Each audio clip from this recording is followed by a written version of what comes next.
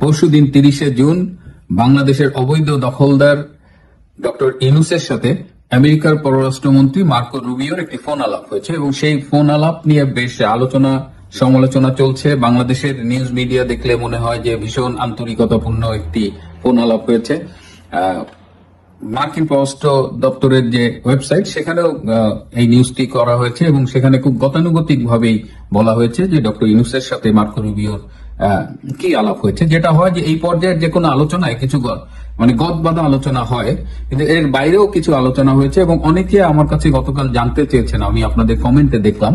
তো I try to collect the information. তো সেখানে নিউজ পড়ে যেভাবে মনে হয়েছে যে খুবই আন্তরিকতাপূর্ণ গদগদ আলোচনা, আসলে বিষয়টা তা নয়। মার্কো রুবিও ডক্টর ইউনূসের কাছে জানতে চেয়েছেন যে বাংলাদেশে কবে জাতীয় সংসদ নির্বাচন হবে এবং তিনি আশা করেন যে দ্রুতই এই জাতীয় সংসদ নির্বাচনটি হবে এবং এছাড়া এই নির্বাচনটি যেন অন্তর্ভুক্তিমূলক হয়, ইনক্লুসিভ হয়, সে ব্যাপারেও মার্কো রুবিওর পক্ষ থেকে বলা হয়েছে। মার্কো রুবিও একটি গুরুত্বপূর্ণ কথা বলেছেন, সেটা হলো যে গত আগস্টের পর থেকে কত সংখ্যক জঙ্গি জেল থেকে পালিয়েছে কিংবা ছাড়া পেয়েছে, এই সংখ্যা নিয়েও তিনি ডক্টর ইউনূসকে প্রশ্ন করেন। কারণ সরকারিভাবে বলা হচ্ছে এটি 1000-এর কম, কিন্তু খোঁজ নিয়ে দেখা গেছে এটি 3 থেকে 4000-এর মধ্যে হতে পারে। সুতরাং এত জঙ্গি যে ফ্রি হয়ে দেশে ঘুরে বেড়াচ্ছে, অপারেট করছে। এবং আমি তো আজকে জানলাম যে নরসিংদী জেল থেকে পালানো একজন জঙ্গি মালয়েশিয়ায় গিয়ে ধরা পড়েছে। সো এই বিষয়টা পিক করেছে, এই যে নাম্বার অফ জঙ্গি যারা জেল থেকে পালিয়েছে, ঘুরে বেড়াচ্ছে। তো এটা মার্কো রুবিও মনে করে যে এটা পুরো আঞ্চলিক একটা থ্রেট, পুরো সাউথ এশিয়ার জন্য একটা থ্রেট এবং তারা তো সাউথ এশিয়া ক্রস করে গ্লোবালি যাচ্ছে। সো এই বিষয়টা নিয়ে ডক্টর ইউনূসের কাছে বলা হয়েছে। আরেকটি বিষয় মার্কো রুবিও ডক্টর ইউনূসকে বলেছেন যে ভারতের সাথে সম্পর্ক স্বাভাবিক করতে।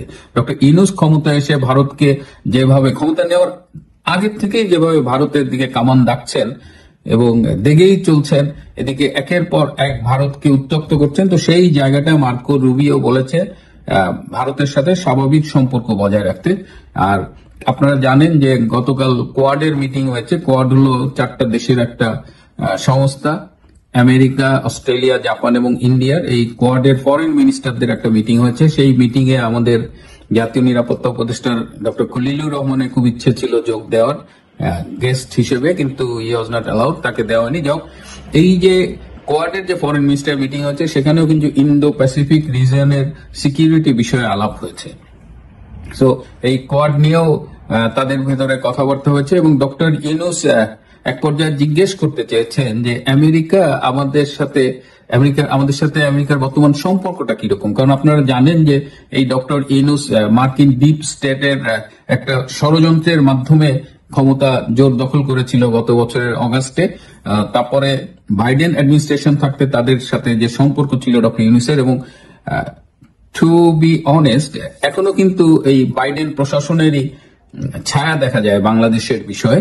তো সেই জায়গাটায় ডক্টর ইউনূস এর আগে ডক্টর খলিলকে পাঠিয়েছিলেন সম্পর্কটা কি অবস্থায় আছে, সম্পর্কটা উন্নতি করা যায় কিনা। কারণ ট্রাম্প অ্যাডমিনিস্ট্রেশন কিন্তু এখনো বাংলাদেশের ব্যাপারে তাদের কি পলিসি সেটা এখনো আমরা দেখতে পাচ্ছি না। কারণ এই অঞ্চলটি যিনি দেখবেন, আগে দেখতেন ডোনাল্ড লু, কিন্তু ডোনাল্ড লুর জায়গায় এখন এটা দেখবেন হলো পল কাপুর। সো পল কাপুরের হিয়ারিং হয়েছে সিনেটে, তার এখনো অ্যাপয়েন্টমেন্টটা হয়নি। তার অ্যাপয়েন্টমেন্টটা হলে আমরা বুঝতে পারবো যে বাংলাদেশের প্রতি ডোনাল্ড ট্রাম্প প্রশাসনের দৃষ্টিভঙ্গিটা কিরকম। এবং আমেরিকার কোন রাষ্ট্রদূত কিন্তু এই মুহূর্তে বাংলাদেশে নেই, এখন চার্জ দ্য অ্যাফেয়ার্স দিয়ে চালাচ্ছে। তো সেই জায়গাটায় পল কাপুর আসলে ধারণা করা হয় যে বাংলাদেশে একজন মার্কিন রাষ্ট্রদূত আসবেন, তারপরে এই মানে দেয়ার পলিসি টুয়ার্ডস বাংলাদেশ সেগুলো ফাইনাল হবে। আরেকটা বিষয় মার্কো রুবিও বলেছেন যে এই যে চায়নার সাথে যে দহরম মহরম, এটাও আমেরিকার চোখে খুব ভালো লাগছে না। সুতরাং ডক্টর ইউনূসকে এই বিষয়টিও বলেছে যে চায়নার সাথে দহরম মহরম গুলো যেন একটু ভদ্র ভাষায়, কূটনীতির ভাষায় বলেছে যে এই বিষয়টা তিনি যেন চিন্তা ভাবনা করেন। তো এই দিকে মোটা কথা এই আলোচনাগুলোই তাদের মধ্যে হয়েছে। এর বাইরে এই যে ভারতের সাথে সম্পর্ক স্বাভাবিকের কথা বললেন, তো এই প্রসঙ্গে এখানে একটু কথা বলা দরকার। আপনারা জানেন যে বাংলাদেশের সাথে ভারতের বাণিজ্যিক সম্পর্কটা কিন্তু মানে খুব একটা স্বাভাবিক এই পর্যায়ে যাচ্ছে না। প্রথমে বাংলাদেশই শুরু করেছে, নানান পণ্য তারা ভারতে যে পাঠায় সেগুলো বাই রোডে পাঠানো তারা প্রথমে বন্ধ করেছে এবং ভারত সম্পর্কে তারা অনেক কটু কথা বলেছে। এবং খোঁজ নিয়ে দেখলাম যে বাংলাদেশ ভারতের বিরুদ্ধে যে অ্যাকশনগুলো নিয়েছে, ভারত সেগুলো ইন রিটার্ন ফিরিয়ে দিচ্ছে। বাড়তি হলো যে ট্রান্সশিপমেন্টটা বাতিল করে দিয়েছে। এই ট্রান্সশিপমেন্ট বাতিল করায় আমাদের যে বিশেষ করে গার্মেন্ট যে ইউরোপ এবং অন্যান্য দেশে যেত, এখন সেটা ভারত হয়ে যেতে পারছে না। তো ফলে এগুলো ঘুরে যেতে হচ্ছে এবং সময় বেশি লাগছে, কস্ট বেশি লাগছে। বাণিজ্য মন্ত্রীর ভাষায় যে এর জন্য আমাদের 2000 কোটি টাকা অতিরিক্ত খরচ হবে। তো ভারতের ট্রান্সশিপমেন্টটা ছিল বাংলাদেশের জন্য সর্ট অফ গিফট। এর জন্য ভারত কোনো কিছু চার্জ করতো না, কোনো ফিটি নিত না। তো এই ট্রান্সশিপমেন্টের এই জায়গা থেকে কিন্তু ভারত এখন যেটা করছে যে ভারত অনেক কিছুই বাই রোড এক্সপোর্ট করা বন্ধ করে দিয়েছে। বাংলাদেশের সার্টেন জিনিসপত্র যে বাই রোডে যেত, এবং আপনারা জানেন যে আমাদের সাথে ভারতের বাই রোডে অনেকগুলো ল্যান্ড বর্ডার আছে, এটা খুব ইজি কমিউনিকেশন ছিল।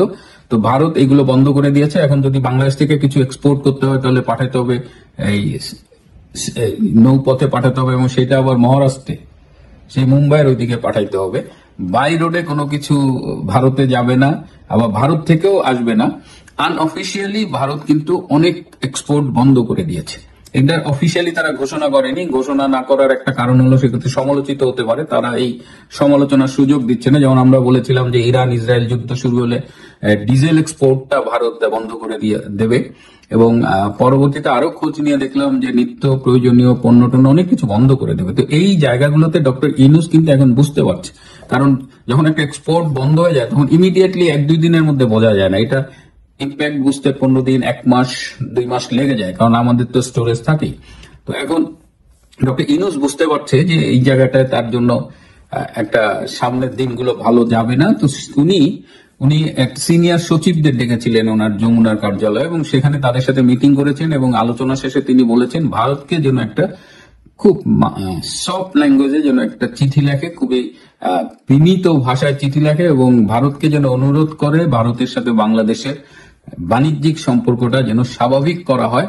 যা হওয়ার হয়ে গেছে, এটা এইভাবে না করে তিনি কমার্শিয়াল রিলেশনশিপটা ইজি করতে চান। কিন্তু এটা উনি চাইলেই ভারত দেবে কিনা, কারণ ভারত খুব স্পষ্ট ভাষায় বলে দিয়েছে যে যারা ভারতের সাথে পায়ে পা লাগিয়ে ঝগড়া করবে ভারতও এটা দেখে নেবে, ভারতও কোনো ছাড় দেবে না। আমি আমার মতো করে বললাম যে ভারত প্রতিবেশীদের জন্য অনেক কিছুই করবে, কিন্তু কেউ যদি ভারতের বিরুদ্ধে লাগতে যায় তো ভারত ছাড় দেবে না। তো ভারতকে যে পরিমাণ তাতানো হয়েছে তাতে এখন ভারতের স্টাইলটা হলো ভারত টেস্ট ম্যাচ খেলে, টি-20 খেলে না, যেটা পাকিস্তান খেলে, দাম দু মাথা গরম করে একটার পর একটা ঘটনা ঘটায়। কিন্তু ভারত স্লোলি করে। অনেকেই বলেন ভারত কি করলো, এই করে না সেই করে না। ভারত প্রথমত তাদের ইন্টারেস্টে করবে, দ্বিতীয় হলো তারা দে গো স্লো।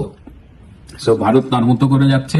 এখন এই চিঠি ভারতের কাছে হাতে পায়ে ধরে মিনতি করবেন ডক্টর ইউনূস, কিন্তু সেই ভাষায় সেই চিঠিতে মন গলবে কিনা কারো আমি জানি না। তবে দেখা যাক কি হয়।